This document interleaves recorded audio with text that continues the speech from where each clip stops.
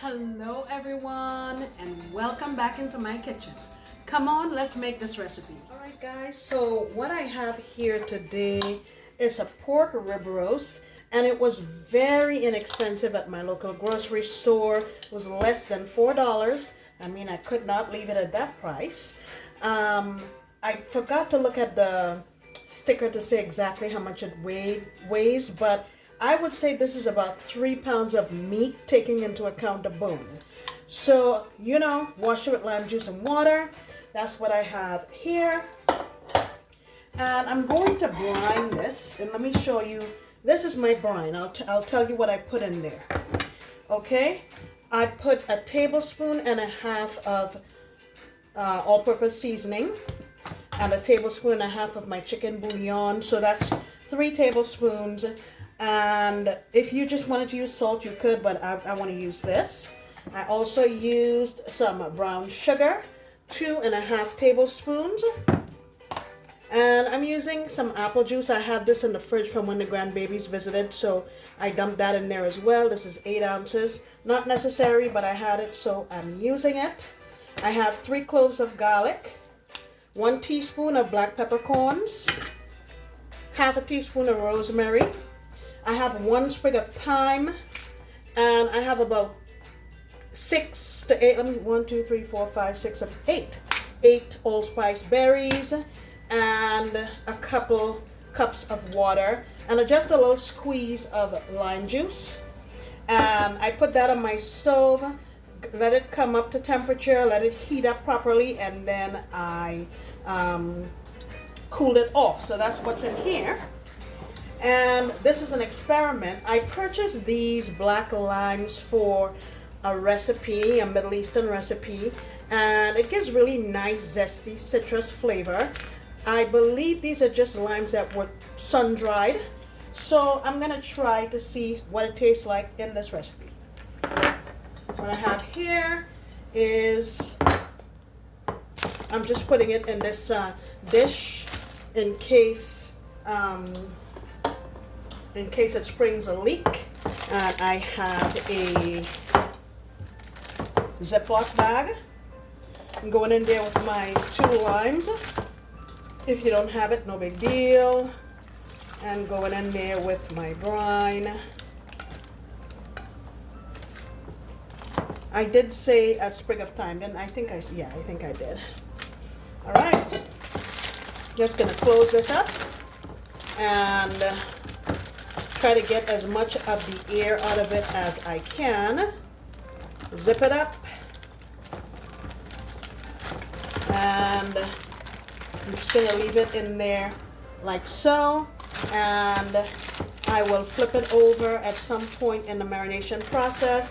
And I do this overnight, and then tomorrow we will make this. Okay? See you tomorrow.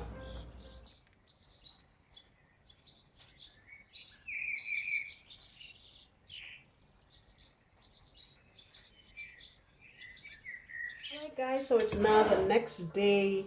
I have my pork roast here, and I have drained it, rinsed it a little bit, and I took a paper towel, and I just want to get it as dry as possible.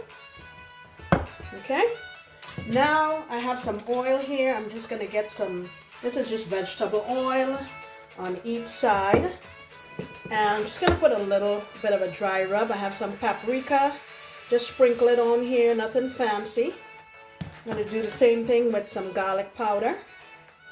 And I'm going to do it on the sides also.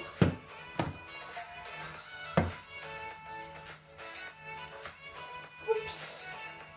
I'm also going to put some black pepper and some rosemary. So I'll do the front also, and the sides, and I'll come on back. All right, so my meat is all set up there, and what I have here, I have 2 cabbage steaks, or just like a cross section of cabbage, some carrots, and these are the garlic cloves. I don't know if I told you I put garlic cloves in the brine, but I did. I think there were like 5 of them. And here are my black limes, and just the allspice berries that I took off from the brine. and I sprinkled it with just about a quarter of a teaspoon of all-purpose seasoning because these are going to need a little bit of salt. And very simply, just going to put my delicious pork roast on top. I have my oven preheated 350 degrees, and the general rule of thumb is to cook it for 20 minutes for each pound.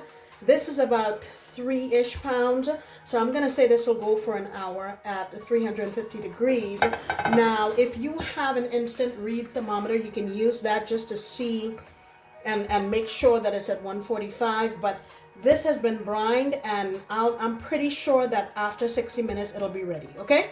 So I will see you back. And remember, guys, when you're doing meat, if it's been in the refrigerator, you want to leave it outside for an hour or so, just so it comes closer to room temperature and it'll cook more evenly, okay? See you guys soon. Alright guys, so this is what we have after 1 hour in the oven at 350. Like I said, it's 20 minutes per pound. If you have an instant read thermometer, please use it to make sure you're at 145, but I am pretty confident that we're cooked very well. So what you want to do now is tent this with some foil to allow the juices to redistribute, and then you'll be ready to eat. You can let it rest for 15-20 minutes and then you should be fine. Okay guys, thank you so much for coming back into my kitchen. I sincerely appreciate you, and I hope you come back into my kitchen because you know I'll be making another delicious recipe. Bye.